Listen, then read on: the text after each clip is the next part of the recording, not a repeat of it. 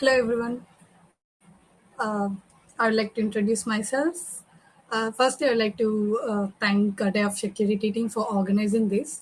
I'm Siddhuramya from Microsoft. I'm working in Microsoft for last 2.5 years as a security engineer, safeguarding our enterprise corp addresses. So today, I would like to give shed some light on the open redirections that has been heavily abused for the recent social engineering attacks. Right. So here we go. uh, yeah. So being like we everyone are very much aware of like with the day-to-day recent digitalization, we are very much around for the social engineering attacks, right? So social engineering attack is very similar to kind of a phishing, where like I've represented in the picture where a fish containing a bait, right?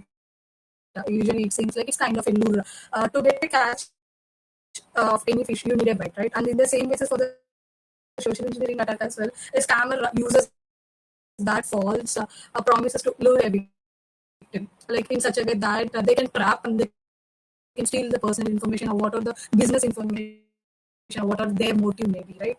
The other ways that we can also think of is that they intended to is need to enter into a corp organization or corporate network. So usually that was the motive of a social engineering attacker. And this I'm just mapping up with an phishing bait having an fish with the bait, right? Usually these processes occurs in two types, like whether it may be in technical error that the attackers may be into the organization or because of the human error. So human error, if we speak more about the human error, then again it relates to the psychological issues, right? So psychological issues is like they'll try to identify the information which you are very much intended for, and that would be unhelpful for them, right? For example, as I'm an end user, I'm very much interested in the shopping, and with my recent day-to-day feeds that I update on the social media or any other external sites, they come to understand that psychologically I'm very much interested over the shopping or any offers or whatever it may be, so that they'll reach out over through us through any other media, either it may be a social media or it may be in any other like through social media, through the corp addresses if they had stolen successfully, or if, through the SMS attacks, or through any other media, they'll come to us and reach us with the psychological manipulation stating that so and so we have an offer, so you are. So that is called as a clickbait. If you are prone for that, with a single click, you will be hidden for that. Like you will be under the attacker hand, right? So the most famous or the most top social engineering attacks in the recent times will be considering as in scareware. Scareware is kind of like the name itself suggests that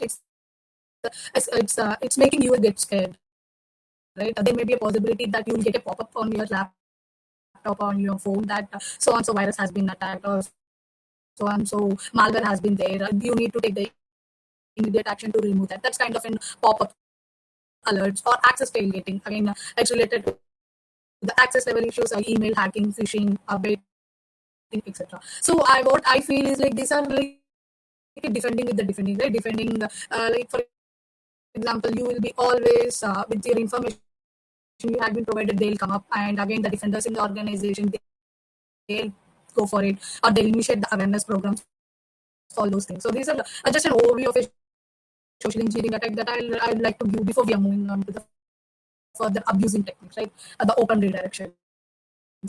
So moving on to the next slide, I'd like to add like how the social engineering usually works.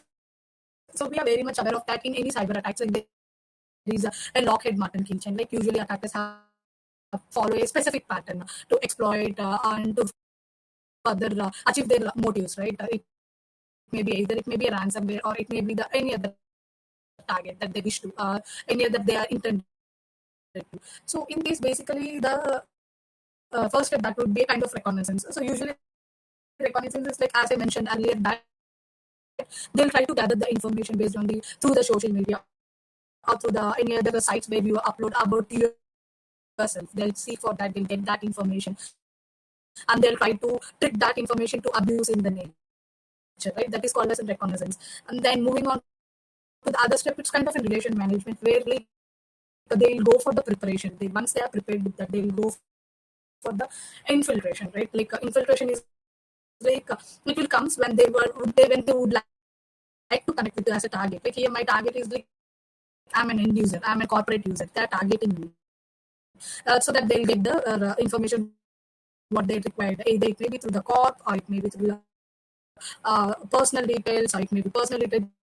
So it can be anything, right? It can be bank details or whatever your sensitive information that is very private for you. So that information they can build up over the infiltration phase, which is called as relation development phase. So once they are ready with that, the next step they'll be move for is that exploitation phase. Like with the information they have in hand, they'll go for the next steps, right? What they'll do is that they'll try to exploit with the information they have been gathered. Uh, that can be involves like they'll leverage your trust. They'll as a target, they'll leverage your trust. Like so and so stating that I have been sent. I'm a legit user, so you can consider me as a legit, and you can respond to all my emails. Either it may be an email, either it may be a phone call, or whatever it may be. It is like a building a trust relationship, and this can once that can be achieved, the final step is kind of execution step. So whatever we have been designed in all these phase, they'll go for the execution phase. So here, just I would like to give a pass, and I'll give an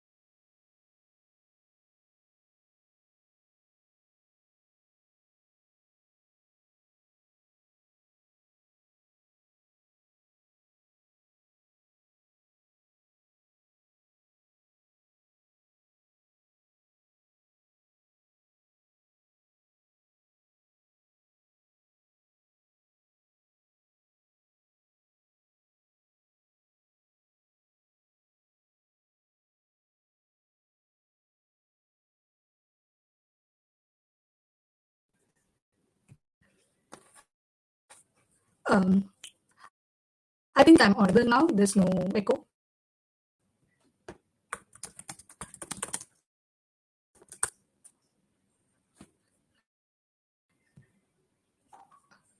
Okay. I have just refreshed.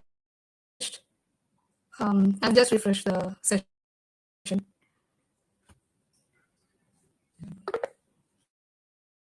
Is it still same? I've just refreshed it.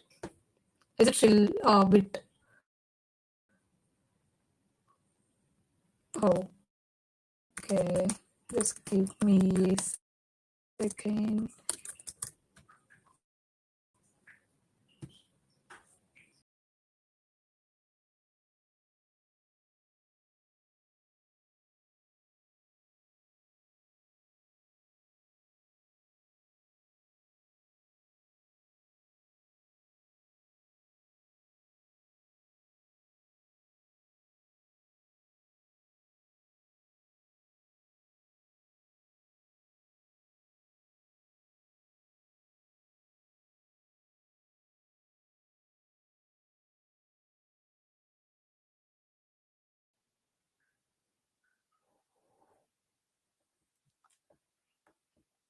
Hello. How about now, ma'am?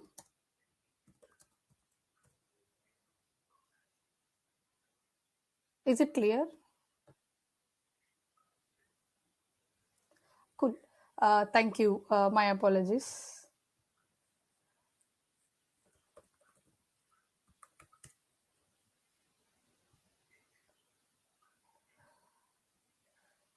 Uh, um, my apologies, everyone, like who are the audience. I'm sorry, due to the network issue, there was a glitch with the audio. I'll continue now. Cool. So we are in the phase of an social engineering work, right? Like how usually it works. Let me just simply give a mapping technology, how we'll be doing it, right?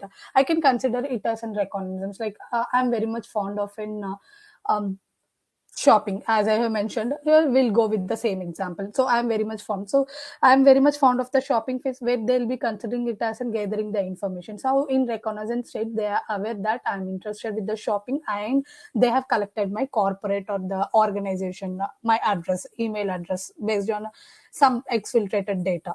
Now they are ready with the weaponization. Now what they will do is that they will craft a email, say they will craft a email with stating that which attracts, which usually takes my grabs my intention, right? Stating that, so and so there was there was an Apple iPhone, there was an offer over, scrolling down. So if you log in with that, if you sign it, for the first 1 to 3 users, there will be a free gift coupon. So that is how they'll craft a email that is very seems to be very attractive and grabbing the attention of the users. So once that has been landed in the exploitation, so exploitation is phase is like where, so for sure in an organization there will be an security controls in place, right? Either it may be an email security. Since we are deliberately speaking about social engineering attack, I'm considering an email security. So in email security gateway, they'll be they'll craft they should craft an email in such a way that it should not caught by any of the security filters, right? So they'll design in such a way that the email should be, the links in the email should be made, the verdict should be flipped once the email has been landed into the user's inbox. So that stage is known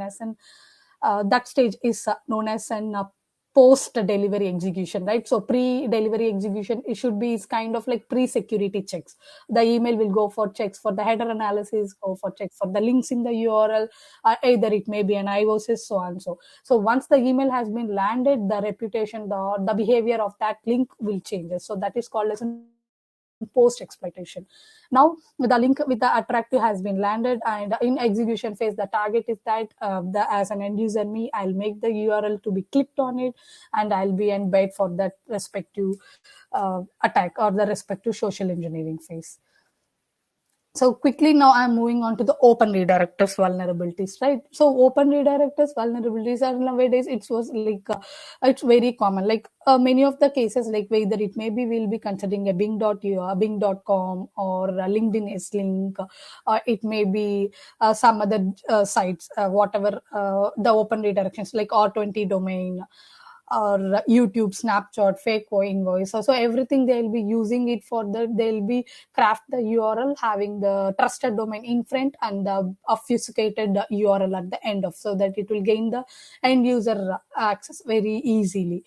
So now, there were the many talks, right? In the recent times, you might have seen come across many articles where there was a widespread of the campaigns they are leveraging the open redirectors in an email communications, right? So they'll be using those as a vector to trick the users in such a way that they'll make users to visit the malicious websites while bypassing its security softwares, as I mentioned earlier. That is called as a post exploitation, right? Post execution. So in this phase, what will happen is that attackers will combine these links with the social engineering bytes. So social engineering bytes is that obfuscated PHP code where they'll be combines that with the heavily used open redirectors and sends the link to the end users. So here is a simple example where I will be demonstrating that here as an end user. So there will be open send URL as it seems to be a legit, right? For example, my intention is I need to go for an example.com site, which is the my intention where I can go and grab the sites. So now when I've been into that, it will be asking for the end users, like it will be asking for an username and the password and the login, where the page has been crafted with a login. So I'm just correlating that with the Microsoft. If you will, like, if many of you guys have, if you are aware that we'll be using an Outlook as well, where there will be a login page craft with the Microsoft logo, right? So that would be impersonated over there. So the impersonation is like a kind of a replication over there, right? So here the screen shows that it's an example login, but at the back end, if you see, there was a 302 found error, meaning that there was a 302. There is a redirection that has been happened at the back end, where that has been redirected to the https www.abc.in. But for the user, for the vision, like when I'm an end user, the screen is crafted in such a way that it has been ended up with the welcome to example.com, and I'll proceed with my username and the password. That result eventually results in ending up with the my credentials has been ended up and landed into the bad evil's hand. So for these, the other thing we can also check for is that even if the page was not crafted, but when we access a low reputed sites with the open redirectors, it may be redirected to the third websites, where which eventually resulted in getting your cache or browser stored passwords, cookies, sessions has been stolen. That will again eventually ended up into an a further man in the middle attack, successful man in the middle, or it may be leads to the AITM attacks. So moving on to the other slide, I would like to quickly demonstrate, right, how the open reader patterns, like in our day-to-day analysis, how the open reader patterns usually seems to be. So here just I have given a URL pattern where the starts with the HTTPS, like HTTP, which is a protocol which will be used for the browsing extensions, so for browsing. So that other thing, t.emails, which is called as a trusted domain, right? So usually the trusted domain which I have called here is that bing.com, linklink, xlink. So these are like usually the youtube.com. So if you are using any streaming sites, if you're seeing for any videos or anything, it might be redirected from youtube.com to the external site, like to other sites too. Or the short links, like for example, there may be a short link that has been embedded for the original URL to be landed. So all these trusted domains has been abused, and the URL usually that is designed in such a way that HTTPS dot trusted domain followed by, there will be in the green, which I have highlighted in the green, usually it states that it's a dynamically generated parameters, like based on the service providers. For sure, if there is an open redirect that we will be using that, then there will be a trusted domain and there will be a generated service provider to have the connection initiated towards the final ended URL, right? Here the red which I have marked here is abc.xy. So that is an external phishing domain where actually the fish URL is hosted. So by seeing the link, you can see that you will be accessing a trusted domain, since it starts with the trusted open redirected, and you might not be aware, or you might not see the final actor controlled domain which was in their hands. And the PHP parameter which I have highlighted here in the blue is that base 64 encoded. The reason why that was added up, the added advantage in this URL is that in day to day, like I've seen like thousands or thousands of the URLs where they have been base 64 obfuscated, because to it, the other eventually their motive is to get the control, to gain the trust of the end user, right? So here where I have attached the screenshot where you can see that. So whenever I'm accessing this particular URL, you will be eventually ended up into the Microsoft logo stating that at microsoft.com. Here it may be anything, right? Any organization. It may be Microsoft, it may be a Google, it may be a TCS, it may be HCL. So here at microsoft.com, before that it's a test at Microsoft. So that is an obfuscated code that was embedded in the URL. The main purpose of this is like, for example, I'm designing a open redirector with thousands of users. Like in an organization, I need to send this crafted URL for thousands of the users. So here that PHP parameter has been decoded or obfuscated with that thousands of users, right? So for example, for as an end user, from Sidhuramya perspective, I'll be, when I'm accessing this URL, I'll be redirected to Sidhuramya at microsoft.com, at xyz.com. The same way, if you are an end user, say John, so John will be redirected, when John clicks this URL, they'll be redirected to John at xyz.com. So that is how this PHP parameters is designed in a dynamic in nature. So it will be changes based on the user who are accessed it, right?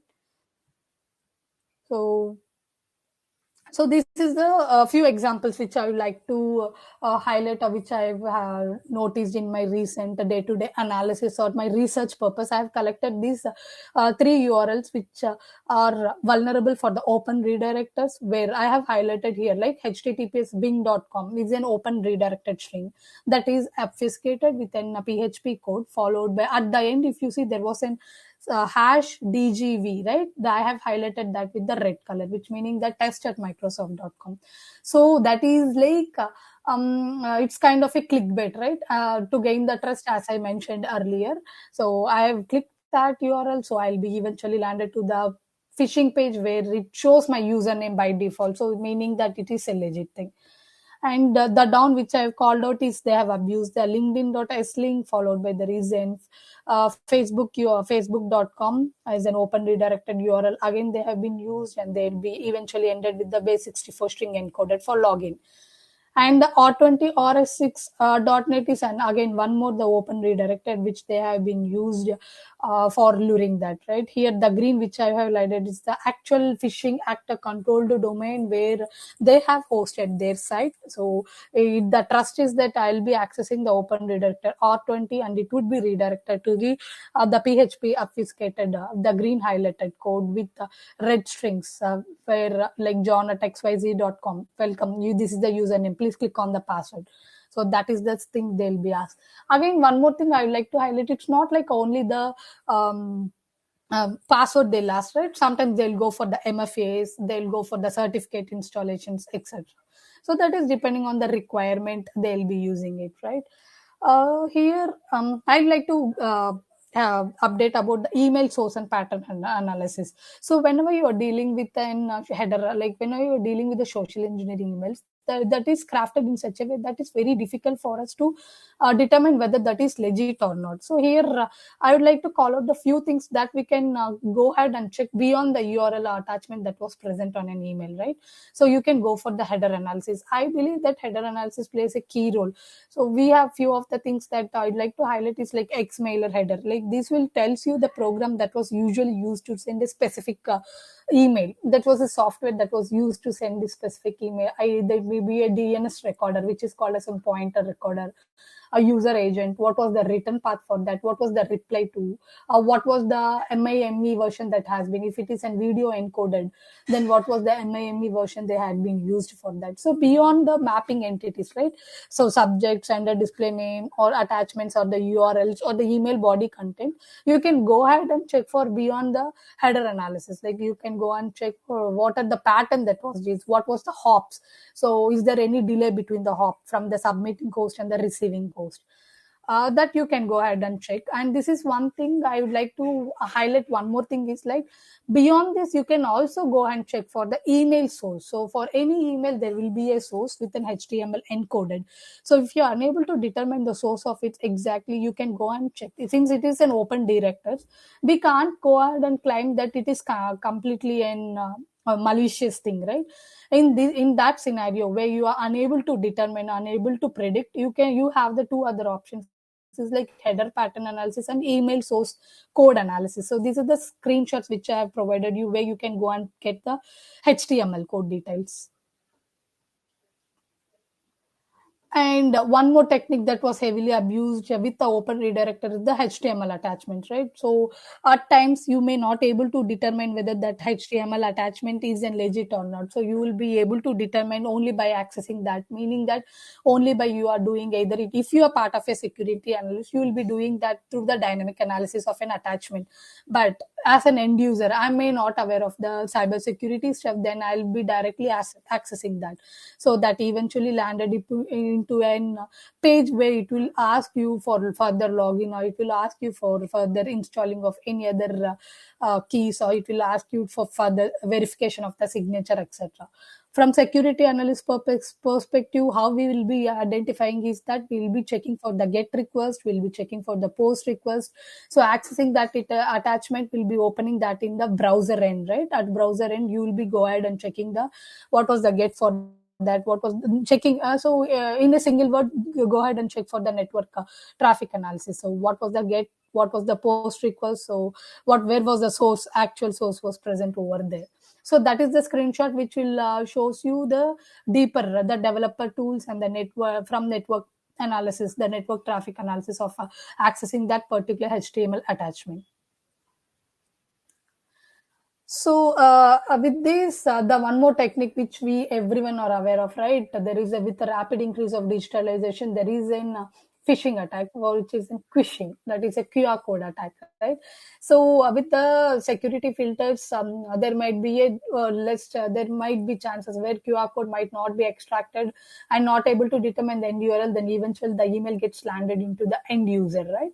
So in this case, suggest that usually how these phishing attacks will be usually happen is that an attacker designs an QR code with a CID, like, which is called as a content ID. With that content ID obfuscated in the email source, the email will be landed into the end user.